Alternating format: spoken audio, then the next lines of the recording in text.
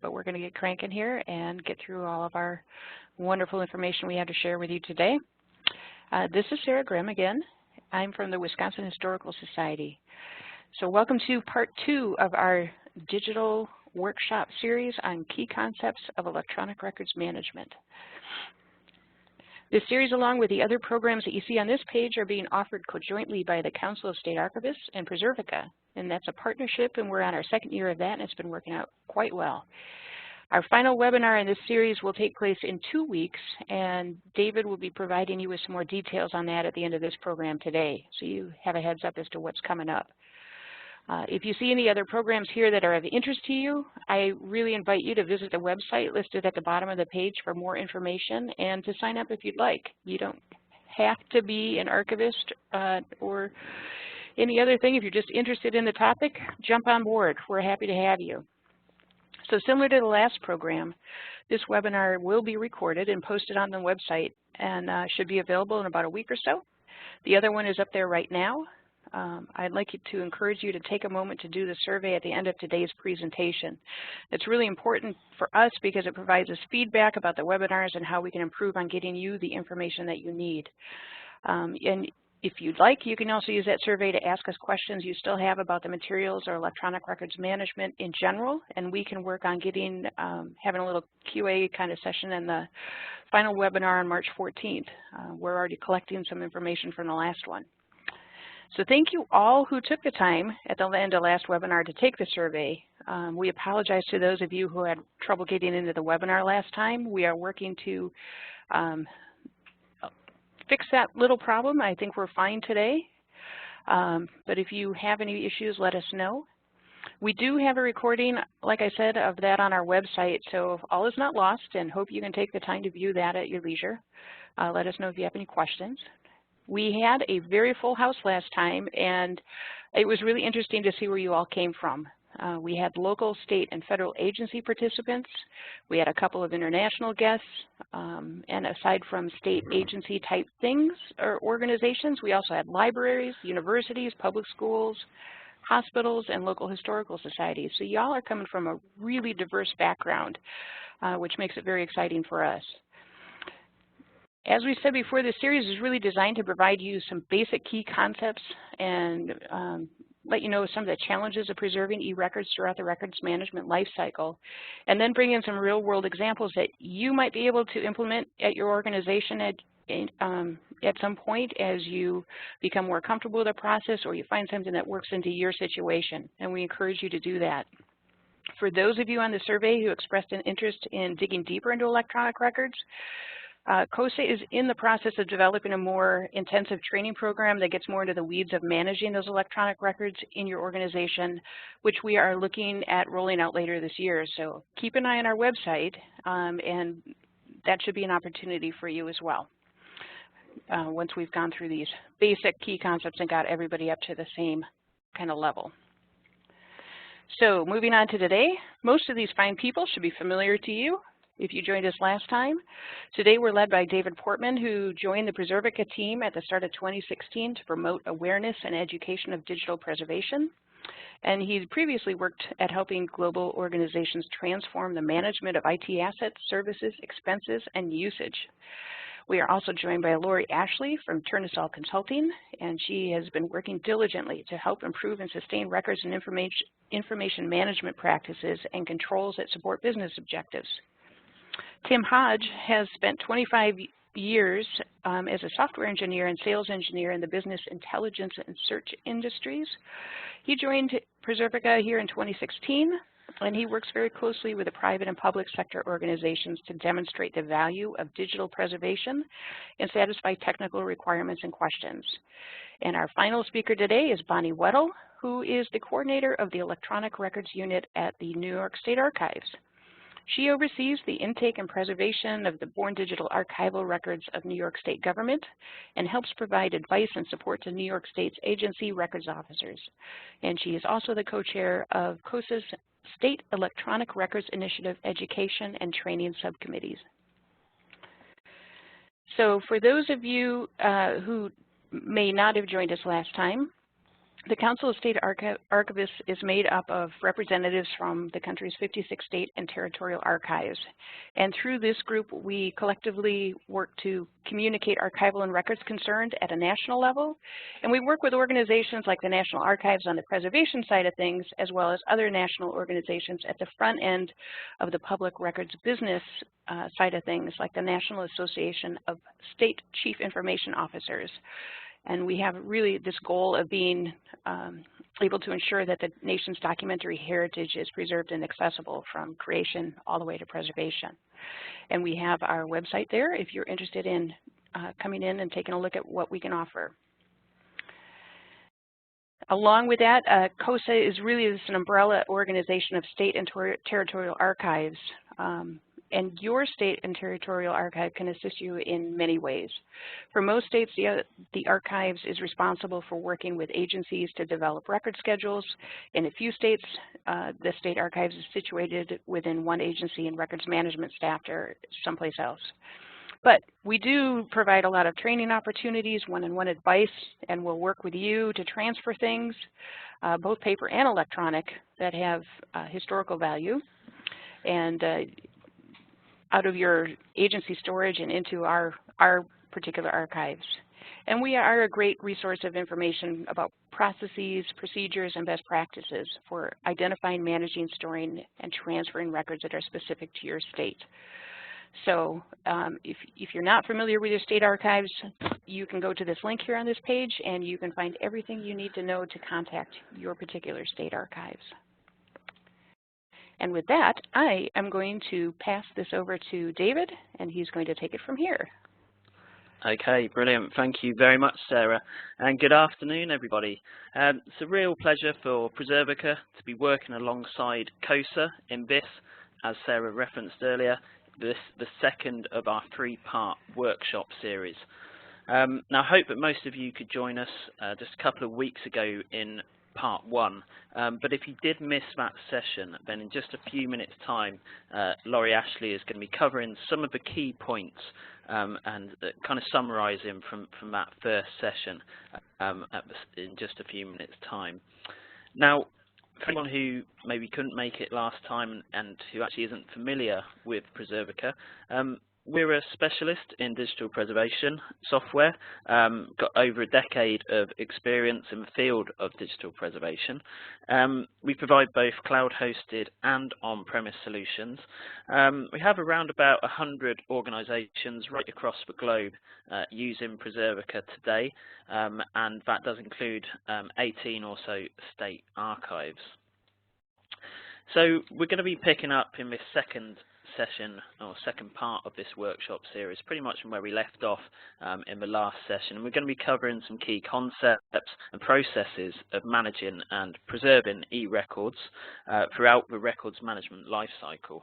Now, unfortunately, as advertised in last session, we're not joined by one of the speakers from Kentucky State Archives. Unfortunately, they couldn't make it for today's session, but we are hopeful that we're going to hear from the guys at Kentucky later on in this program. But that said, we do have some fantastic speakers lined up for you today. So let's take a little bit of a run through the agenda and look at what those speakers are going to be covering in this session coming up for you today.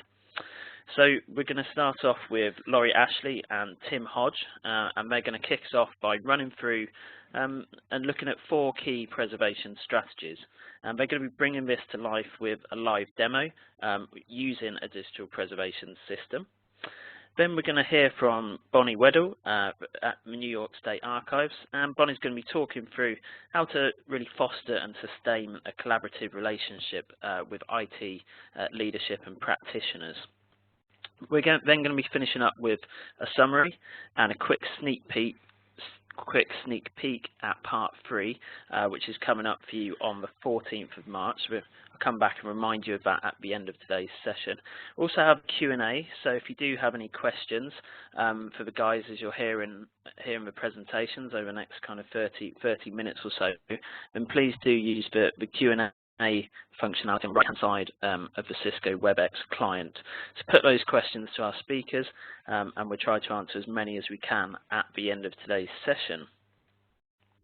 Okay, with that said then, let's get started on today's workshop. So I'm going to hand you over to the very capable hands of Laurie Ashley and Tim Hodge. Thank you, David. It's a delight to be here with everyone again.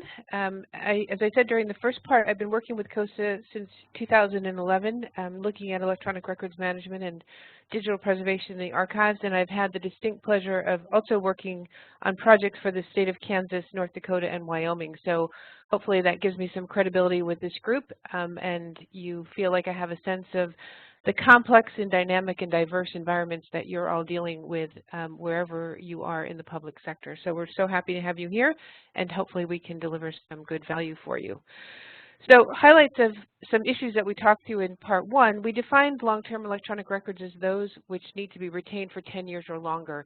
And that is, of course, due to the risk of technology obsolescence. We all know that every part of information technology infrastructure is moving, and so anything that has to be retained over multiple cycles needs some extra care. So we call that active management of records across the life cycle.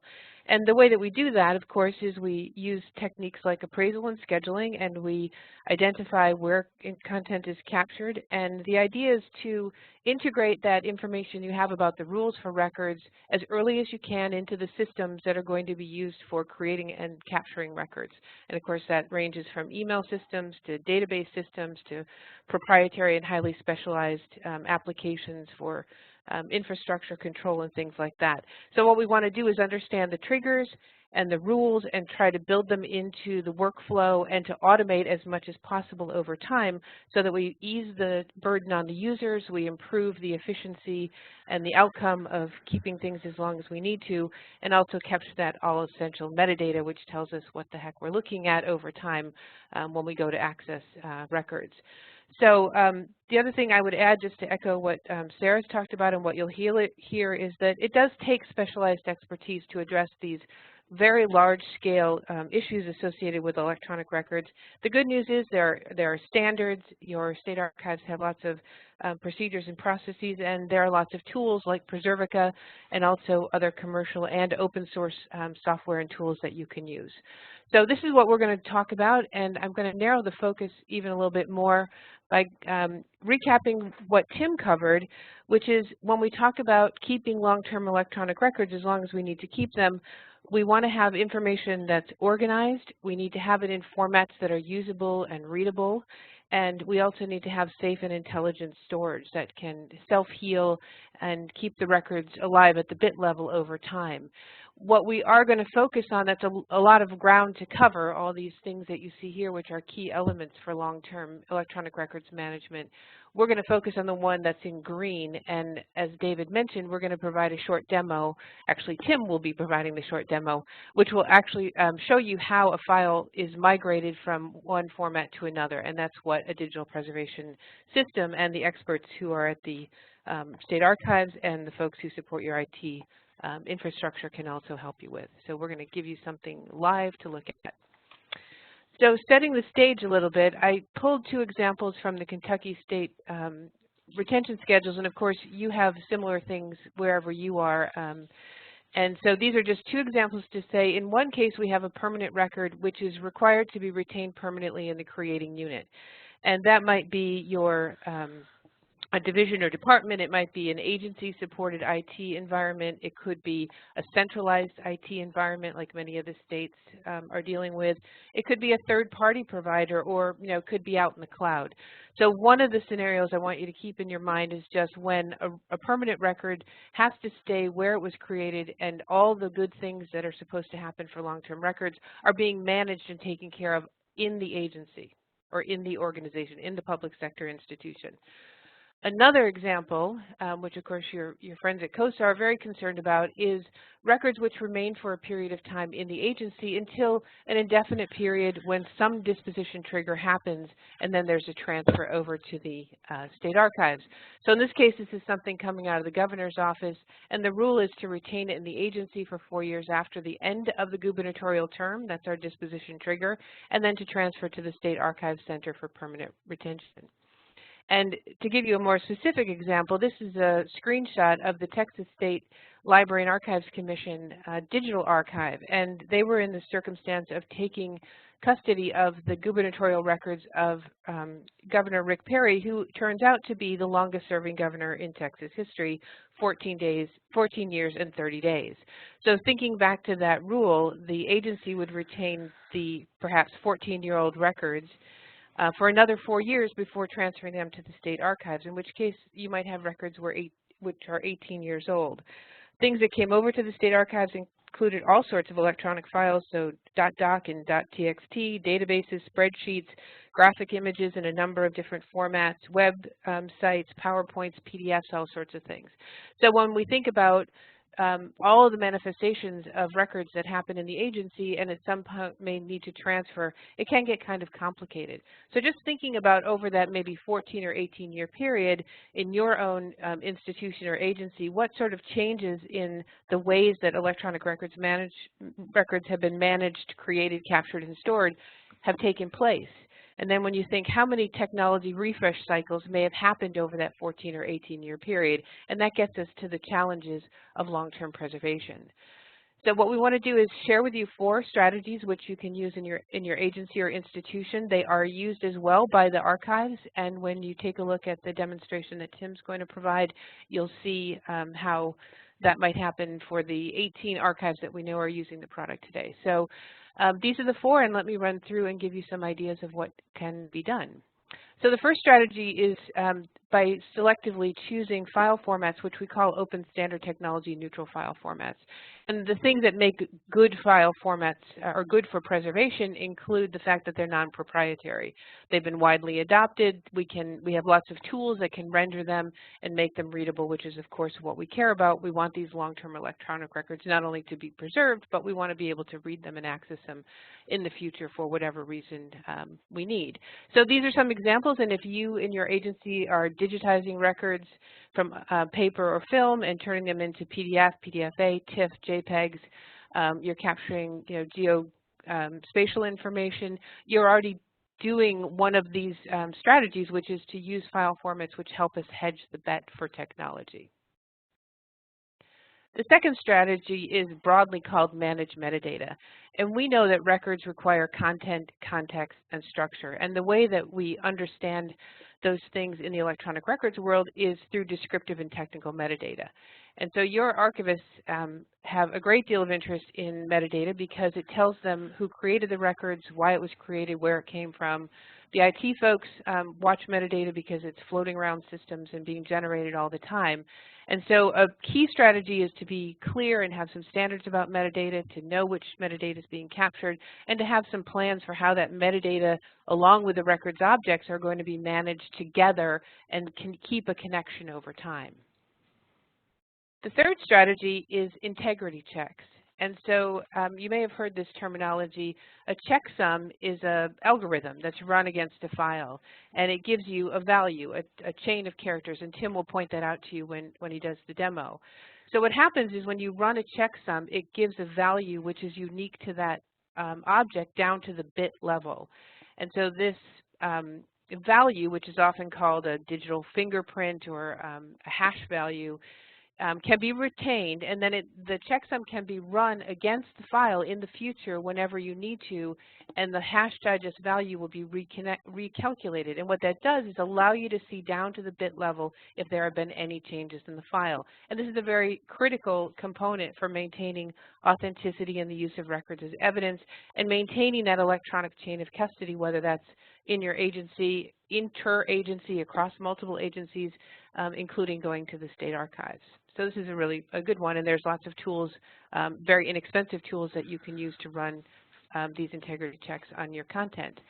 The last one is file format migration. So when information is captured by an archives, they're interested in what file format it is. And it turns out that software is really quite good at figuring this out. And so we don't have to rely on the extension that you can see when you look at an electronic file. Software can actually tell what technology version the file is captured in, which is very, very useful. So what happens in digital preservation systems is these files come in, that technical metadata and the descriptive metadata is captured, and the original record in its native format, whatever that is retained and kept until all time. But in order to make the file usable over time, it may be necessary to migrate it to another file format. And so that transformation happens using software, and then the metadata about the action is captured, and there's a whole chain of custody that goes on the other side of the archives once they take custody and care of the digital assets.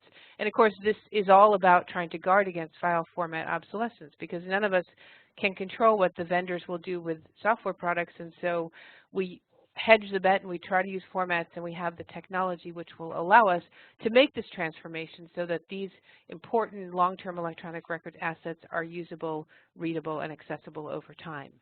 So with that, I'm going to turn it over to my able assistant, Tim, who is going to demo for you a file format migration workflow using the Preservica system. Take it away, Tim.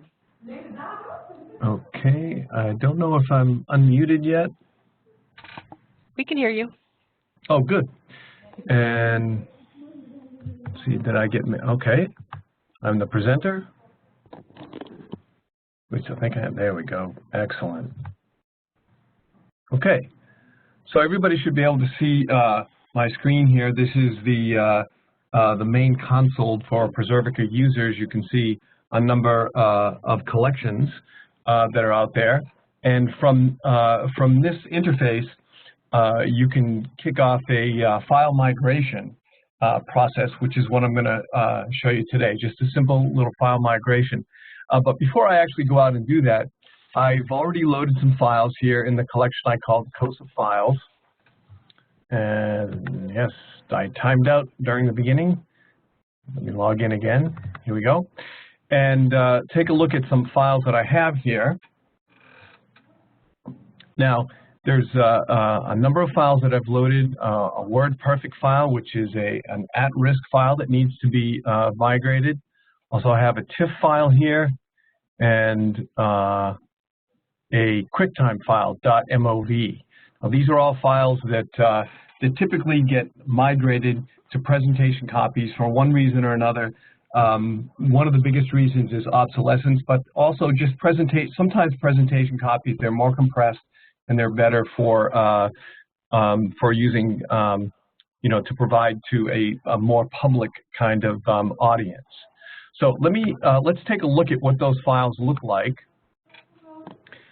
I just clicked on properties, and now you can see here there's some metadata, and the first piece of metadata here is metadata that Preservica has pulled out during the process that we use, which we call an ingest process, to pull the data into the archive. And there's the file name and then a unique identifier which identifies this file for the life of it being in the archive. And then there's some descriptive metadata below that in Dublin Core format.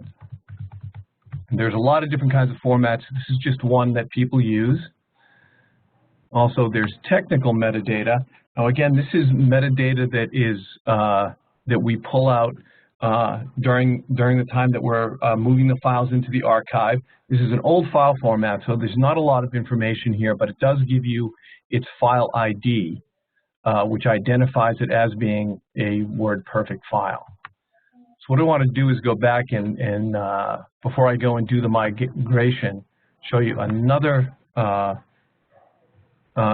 show you the metadata for another file. Now this is a QuickTime file, which is just a short film on football.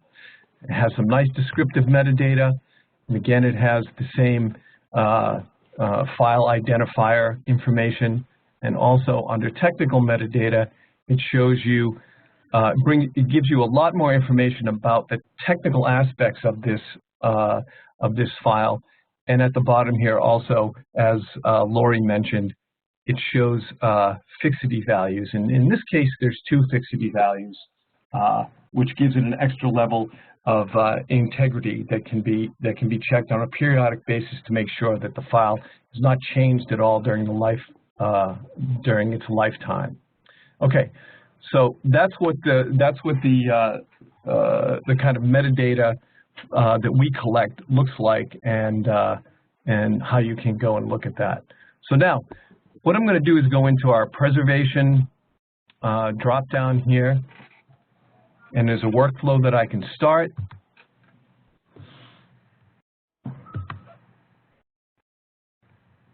And what I'll do is just give it a name to identify it.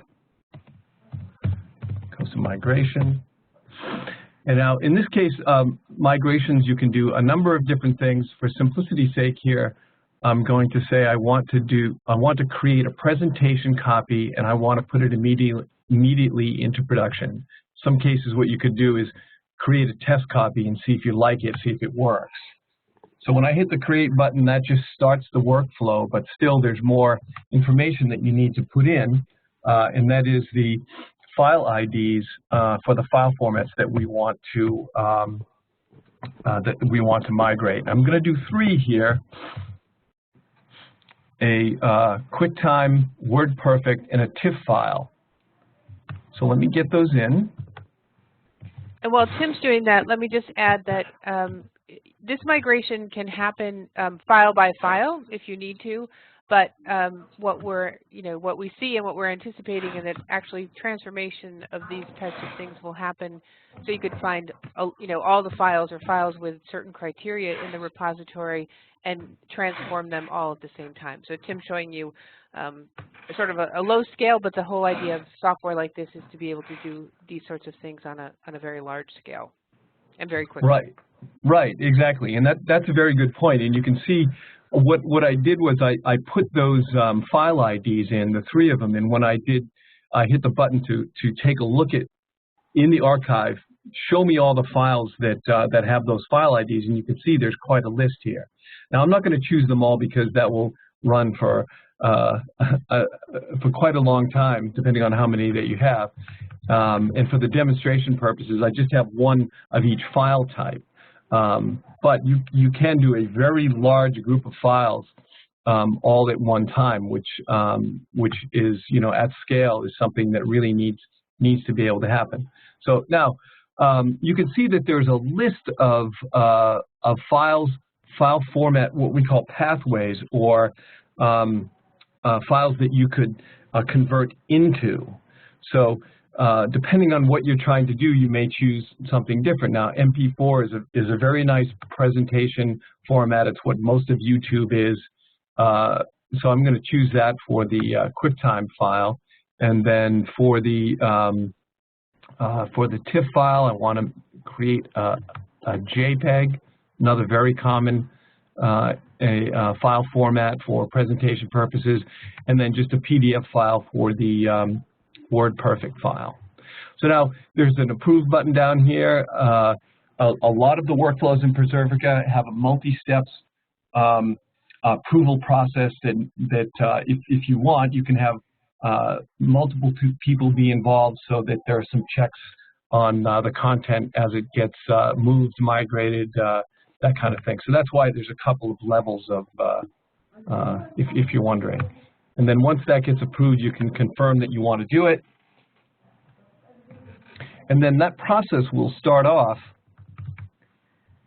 And in Preservica, there's always a set of steps in a workflow, and as they go, you can monitor the progress of those steps, and you get a green bar every time you've successfully executed one of those steps, and so it gives you a good idea of what's happening. So we're just gonna have to let that run, hopefully for just a minute or so.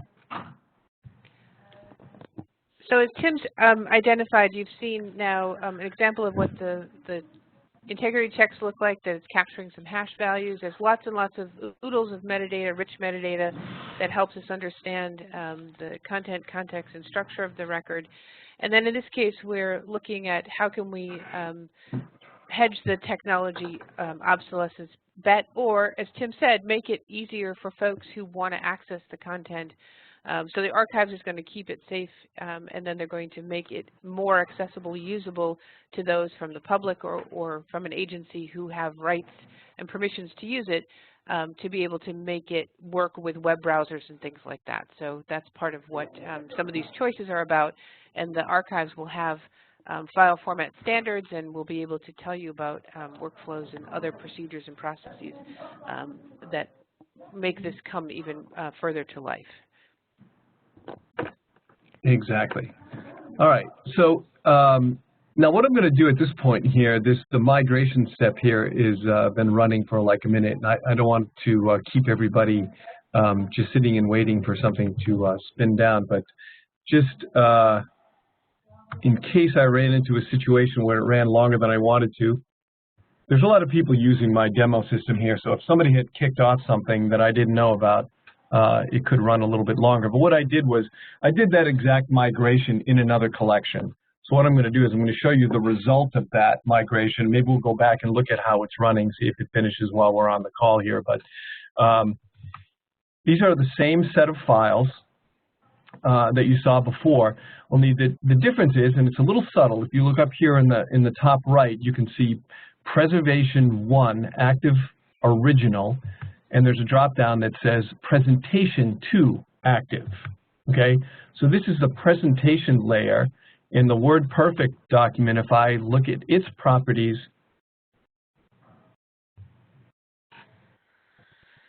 as it's loading.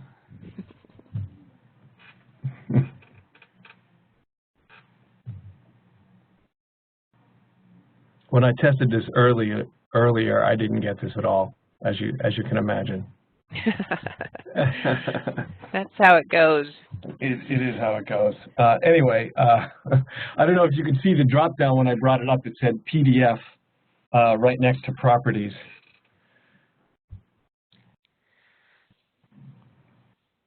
There we go. Thank you. So a couple of things that I want to point out is that you can see the file name here says it's a .pdf file. It keeps the same name. It has a unique identifier, just like the last one did, and it also has the Dublin Core descriptive metadata, which it's exactly the same. It kind of promotes it, brings it along, and then when you look at the technical metadata, you can see that the technical metadata here has a fixity value as well, and it gives you the file format type that we converted into, which is PDF 1.4 portable document format, which is very common portable format. Let's see if we can take a look at one of the other ones if it comes up quickly enough.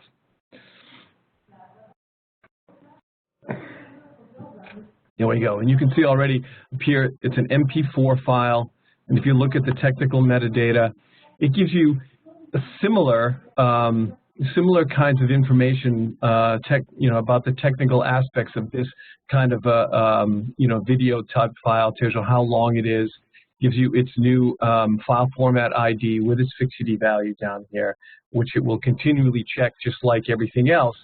And the nice thing about this is that both of these files will, both versions of the file, and you can see the TIFF file is now a JPEG file, will remain in the archive as long as the retention period says that you want to keep it, which might be indefinitely, and it will keep both the preservation copy and the presentation copy side by side. And then in the future, if another file format becomes more desirable for whatever reason, you just want to migrate it into a new file format, you can do another one, you'll get a third one, and you can decide whether you want that one to be the active copy or not, and also you can modify that as you need to. So that's great, Tim. Okay. Thank you. You're welcome. I'm watching the time here, so I want to make sure that we hand off here to Bonnie. So back to the slide deck, we just have one summary slide, which is to emphasize that some of these techniques may be hopefully very interesting to you. some that can be done easily enough upstream where your agency is maintaining long-term records. But I also want to highlight that your state archives are folks who can support you in so many ways, including that appraisal and retention rule designation, tell you what's the latest and how to apply digital preservation techniques. They often have preferred file formats and standards. They certainly know about transferring records from agencies into the archives, and as Sarah mentioned in the beginning, there's lots of resources, guidance, best practices, education, and training that's available. Now I'm going to turn it over to Bonnie, who's going to cover many of these items that you see here on the side of the screen, which is information technology as a partner. So I'll turn it over to Bonnie, and she's going to share some highlights with you. Okay, thank you, Lori, and good afternoon, everyone.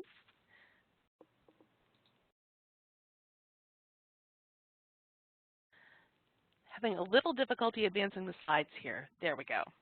As we all know, records management is a collaborative effort that centers around building relationships. Good records management requires input and effort not only from the records officer and the records creators, but also from senior management and legal counsel. In the state government environment, as we've seen, state archives or other agency that's responsible for overseeing records management is also involved. Records officers are used to working with all of these other stakeholders. You know, we have decades of experience doing this in some instances. However, managing electronic records requires the active involvement of another stakeholder, our information technology departments. And I'm going to be taking a few minutes to talk about how to take those all-important first steps toward collaborating with IT. For those of us who don't see ourselves as being particularly technologically savvy, the prospect of building a working relationship with IT can be daunting. However, it can be done. I want to say up front that you don't have to become an IT expert. That's IT's job. Your job is to be the records management expert, and IT typically doesn't know a lot about records management, so everybody's going to be learning something.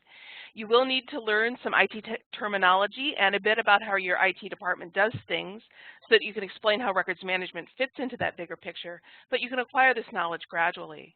First off, and I have to say I can't believe I put this on this slide, start small. Focus on a single office or a single electronic system, and work with records creators who are willing to work with you. When you begin talking with IT, it's often really helpful to have records creators with you. They tend not to be IT experts, but they do know a lot about records content and the workflows that result in records creation. In addition, they may have a working relationship with the IT department and can thus help open the door for you. Ask lots of questions, and I have to say open-ended questions are almost always better than yes-no questions. Can you tell me a little bit about storage resources and backup procedures? Will elicit a lot more information than does our agency have adequate storage and are you backing things up? If you're not clear about something, you can always follow up. If you're not comfortable peppering people with tons of follow-up questions, the internet can really be your friend. If, for example, your IT department tells you that your agency uses tiered storage and you're really not comfortable stopping the conversation and asking what tiered storage is, you can always go back to your desk and Google tiered storage and you'll find the answer pretty quickly. When talking with IT, it's important to keep in mind that several key terms mean one thing in the IT world and another thing entirely in ours. Take, for example, the word record. When government records officers and archivists use this word, they're likely thinking of any letter, file, report, photograph, database, etc., that meets the definition of a record outlined in the statute or regulation that outlines the scope of their responsibilities. They're also thinking that content and evidentiary value, not the format, is paramount in determining whether a given item is a record. In the IT world, however, a record generally refers to a complete entry in a database. As a result, when we're talking with IT, we really need to specify that we're talking about information or data that meets specific content criteria, not just database entries. The word archive also has multiple meanings. To IT personnel, archiving typically involves moving older, less frequently used data off of servers or network drives and onto a less frequently storage medium such as tape, kind of like moving older paper records into inactive storage. However, we generally use archive to refer to the process of transferring records that have permanent legal or historical value to the state archives, or to the process of actively taking custody of and caring for records that have permanent value. We need to make it clear that we're not talking about moving data off of servers or network drives and onto tape. Finally, there's the matter of the word permanent. IT people tend to focus on the present and to think of quote-unquote permanent data as data that will be kept for more than a decade or so. And of course, in our world, permanent means records that are going to be kept forever.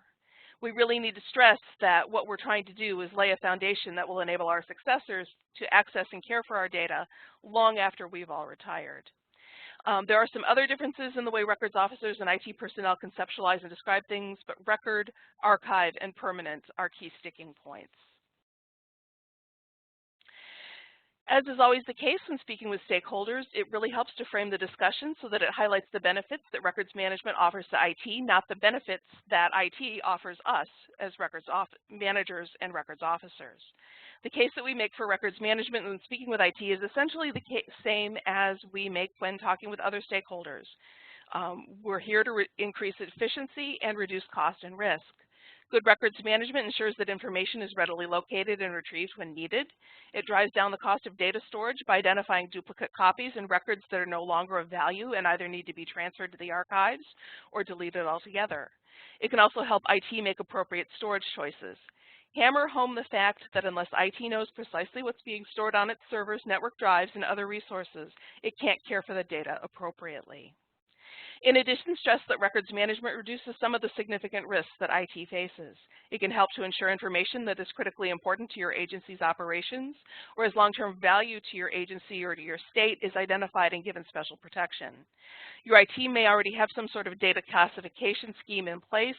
However, it may not know which records are essential to the operations of every office, particularly if your agency is large, and it may not be able to identify records that must remain accessible decades in the future. Finally, stress that good records management helps to ensure that your agency is in compliance with state and federal laws and regulations regarding handling of certain types of data, and that it can also help IT quickly and appropriately respond to subpoenas or requests for information made by agencies that have auditing or investigative authority. E-discovery is a growing concern for IT, and records management can help with that. If you're lucky enough to be able to speak with your agency's or your state's chief information officer, you can also stress that records management can help them address some of their most pressing issues. Each year, the National Association of State Chief Information Officers, NACIO, polls state government CIOs and publishes a top 10 list of priorities. Records management intersects with at least half of the items on the 2017 list, including security and risk management, consolidation and optimization of resources and services, budget and cost control, consolidation and optimization of resources and services, governance of IT as an interconnected statewide enterprise and not as a series of agency data and resource silos, and data management and analytics. Once again, the key message is, if you don't know what you have, how can you care for it appropriately?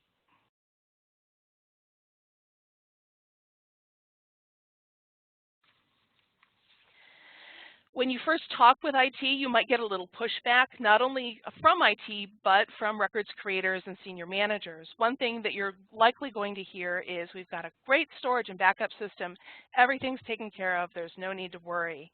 However, storage and backup encompass a wide array of standardized systems and practices that range from incredibly sophisticated, a good example being the tape library seen at the upper right of this slide, to basic but effective practices.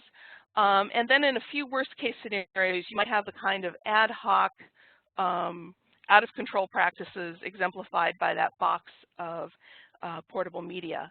Fortunately, these days, that sort of situation happens in organizations that don't have IT departments for the most part. However, storage and backup systems typically involve creating multiple copies of data and provide simple bit-level storage. In other words, if you put a bunch of Microsoft 2016 documents into your agency storage system, the storage and backup system won't have any tools that can do the kind of migration work that Tim just demonstrated for us a few minutes ago. You can gently counter this sort of pushback by asking whether IT can efficiently locate information needed to respond to e-discovery or freedom of information requests. You can also ask how the storage and backup array supports the disposition of data that is no longer of value to the agency, and how IT is ensuring that every copy of a given file is truly deleted. There have been numerous court cases recently in which an organization had deleted records from its systems in accordance with its record schedule, and then was forced to produce copies that survived on backup tapes that no one had thought to examine or wipe clean. You can also start asking about how IT plans to ensure that data that must be retained for more than 10 years will remain intact and accessible in the decades to come. If your agency has an electronic content management system, you might hear, hey, we've got an ECMS, everything is under control, we're all good. However, electronic content management systems, which incorporate strategies, methods, and tools to use to create, capture, manage, store, and preserve, and deliver content and documents related to organizational processes, don't solve every single problem relating to records management.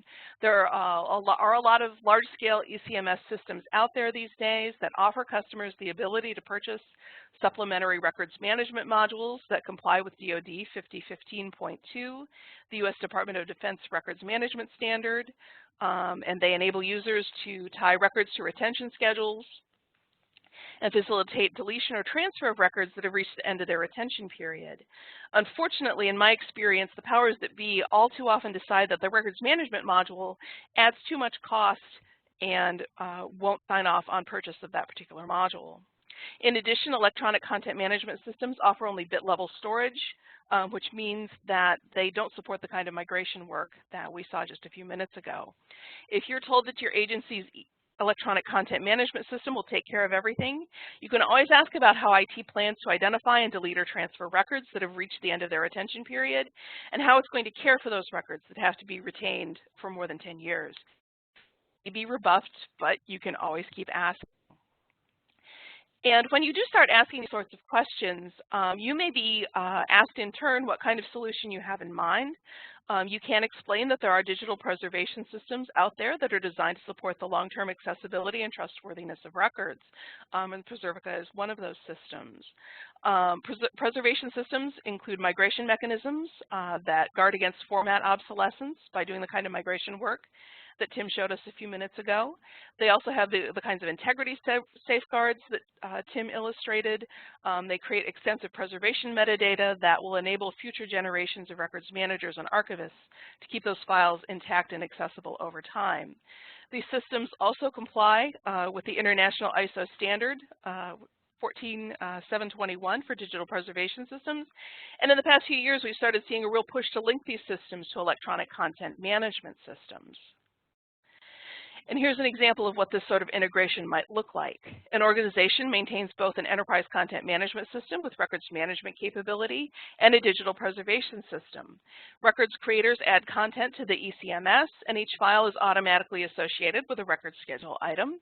If the content is actively being used or has a short retention period, it stays within the ECMS until it's reached the end of that retention period, at which point it's deleted.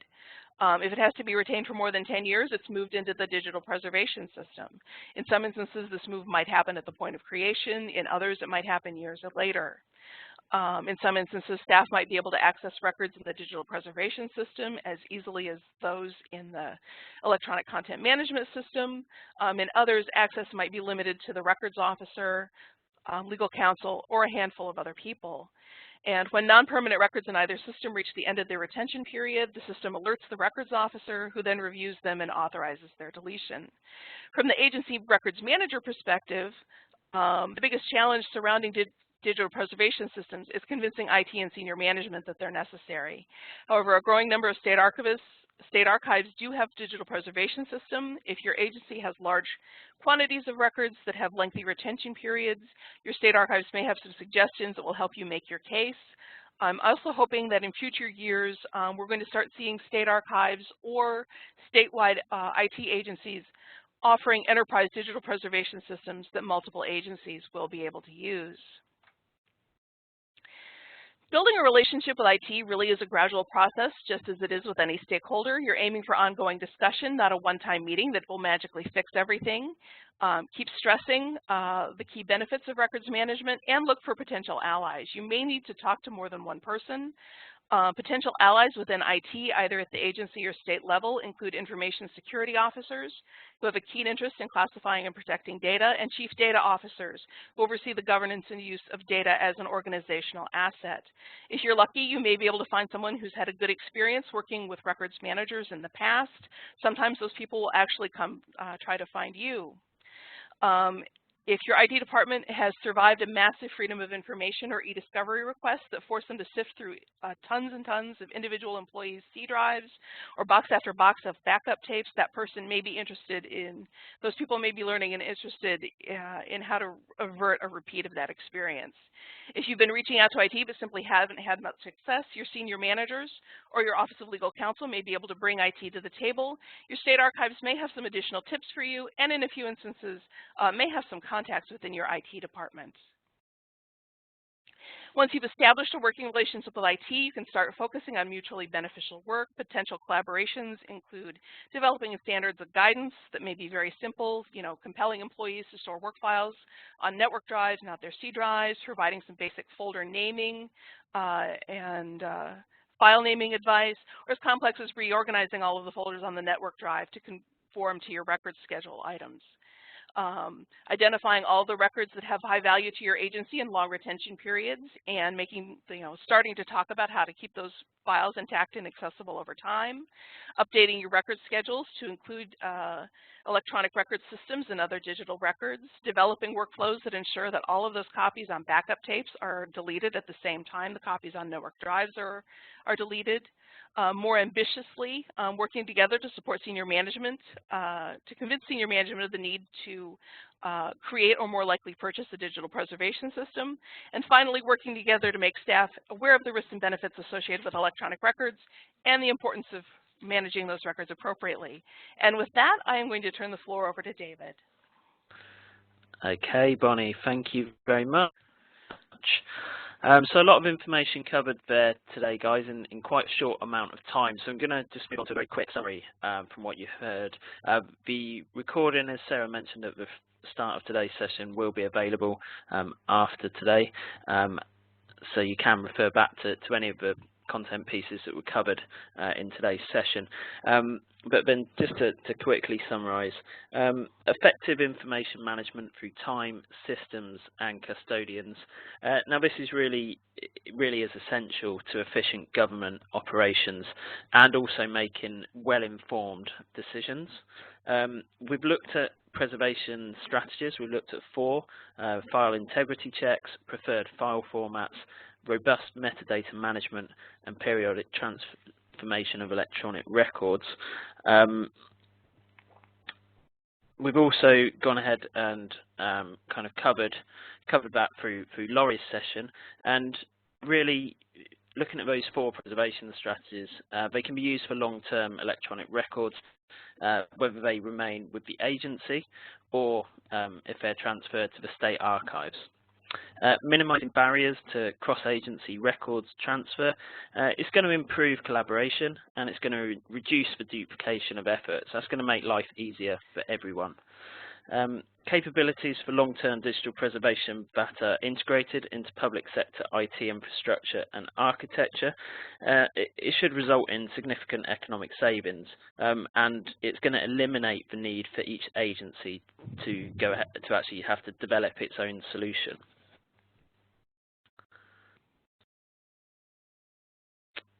Okay, so just before we move on to the Q&A and look ahead to next week, or this session, the third part of this workshop session on the 14th of March, just some resources that are available for you. So the PERTS portal is available, so you've got all your training resources on the CoSA website there, so you can click and look what's coming up in all of the education programs, including this one, the Practical Digital Preservation program.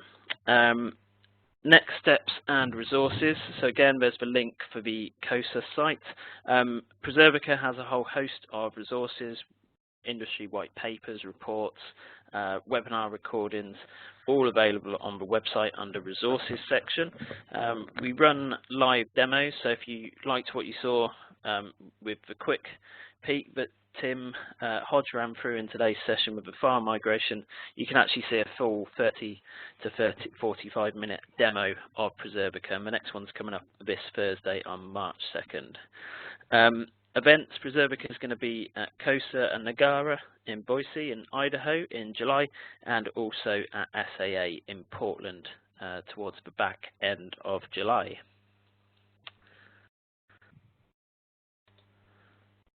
Okay, so as I said, we're going to go on to questions. So if you do have any questions for guys, please do use the Q&A chat box on the right-hand side of your screen.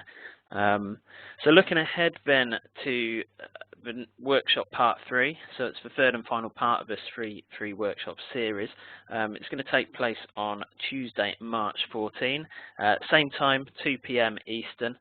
The session is going to feature a number of real-world case studies and include some guest speakers who are going to discuss how they've minimized risk, lowered costs and protected long-term records by implementing new strategies, and also working with a variety of stakeholders, including the state archives.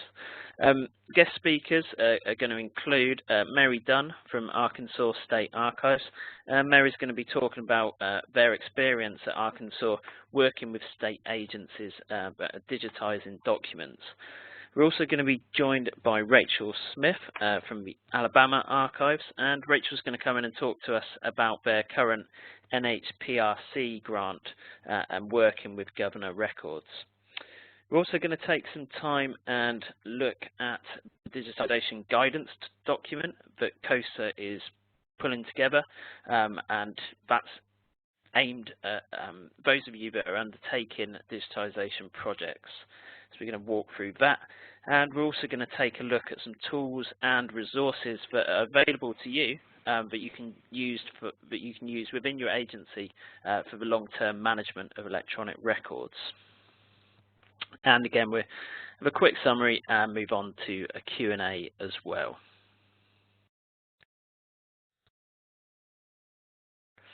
Okay, so question time. So if anyone has got any questions for any of our speakers, as I said, please do type those into the Q&A box on the right-hand side of your screen there. David, could you go back 2 slides to the meetings, the meetups? Yes. So one of our questions that was asked in the survey was how can I get out and meet more people and see more resources and conferences, what types of conferences exist. These are great conferences. The SAA one in particular is very broad, so if you are on that West Coast and have the opportunity, that's a fantastic opportunity. There are state archives, but there's also businesses and all kinds of organizations that do this kind of work. So even if you're not a state agency, you will find somebody there who knows what you're doing, who you can relate to. We have all kinds of meetups and groups at that one, so that would be the one I would recommend the most. Thank you, David. Okay. Fantastic. Thank you for sharing that, Sarah. Okay, so keep the questions coming. We've got one from Janine. It's a question for Tim. So Tim, is there a good way to plan for future format migration? Future format migration. Well, in Preservica, one of the things that we do is we have a series of reports that you can go through, on a daily basis, really, if you wish, to see what the file format layout is of your archive, and just kind of keep abreast of what you have. And you can also run a file at risk report, which will give you a list of all the files that are potentially at risk. So that's how you do it in Preservica.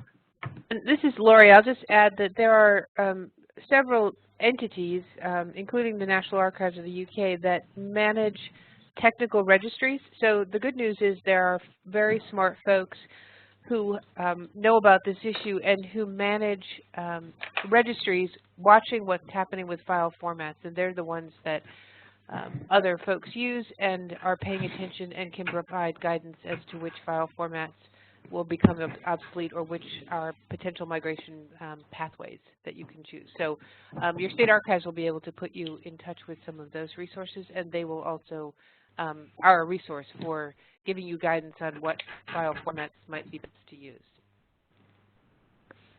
Okay, great. Thank you very much, Laurie and Tim, for those answers there. Okay, so last call for any questions that you've got for our speakers today. We are just about coming up to the hour, so I'll just give you 10 seconds to think about any questions that you have got for the guys.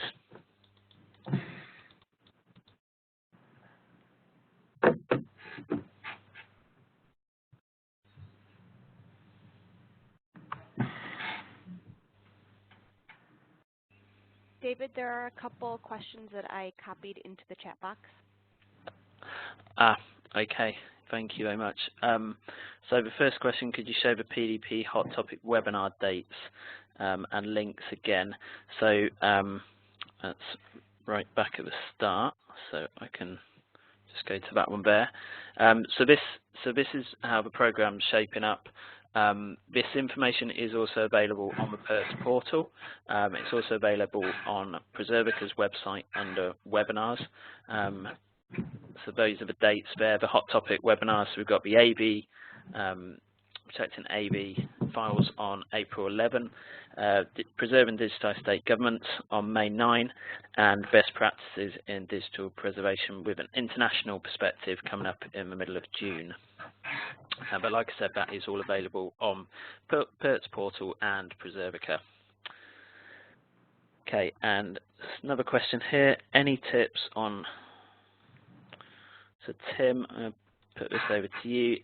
Any tips on how to handle a migration on a small town budget? On a small town budget? That's an interesting question to me. A lot of the programs out there to do conversions on various file formats are open source, so you don't necessarily have to spend any money on it. That's really the only way you could do it is by just using open source type techniques. I think that there are probably a lot of file formats out there where you really would need to have like Microsoft or some kind of software to do it. So This is Sarah. I was just going to say we use at the archives a very handy tool which a lot of people have is Adobe Acrobat Professional. That'll do bulk migrations of things into PDF and PDFA. When we're talking about migration of formats, I think it's something to keep in mind is where are the formats that you have coming into your organization. And Lori had a really nice summary of the kinds of things you want to look for. There are recommended format lists, certainly coming to the archives, but if you can kind of manage those within your own organization to begin with and limit the number of formats that come in and kind of keep them in those really heavily used open kind of standards, or things that are easily migratable, like Word is easily migratable into PDF, that'll get you a long way there, right off the bat. And this is Lori. I was just going to add that there are, if you're using Microsoft environments or other common tools, there are all sorts of things that already exist inside your IT infrastructure, tools that the IT people have. So if you present this challenge of, we want to make sure, we want to pay attention to this, what can our systems do to output content? Can we control the format? Can we get an extra copy? Can we do this? I think you'll find that they already have tools, they just are waiting for someone to ask to do it. And so I would start by exploring what you already have in your infrastructure, then go to potentially open source tools to do those migrations. This is Bonnie. I would also suggest contacting your state archives and asking to speak to the person or people who deal with electronic records. They may have some suggestions for you.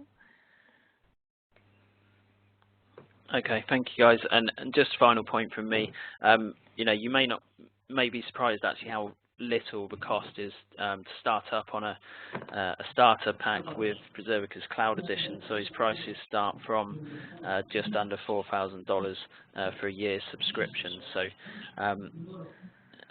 you know, but it is affordable to have a comprehensive digital preservation system at your organisation or institution. Okay, so we're just over the hour then. So I think that's it for questions. So for me then, I'd like to say a big thank you to all of our speakers today. Thank you to all of you for joining us for this session. We look forward and hope you'll be able to join us on the 14th of March for the third and final part of this workshop series. So thank you very much everyone, and have a great rest of your day.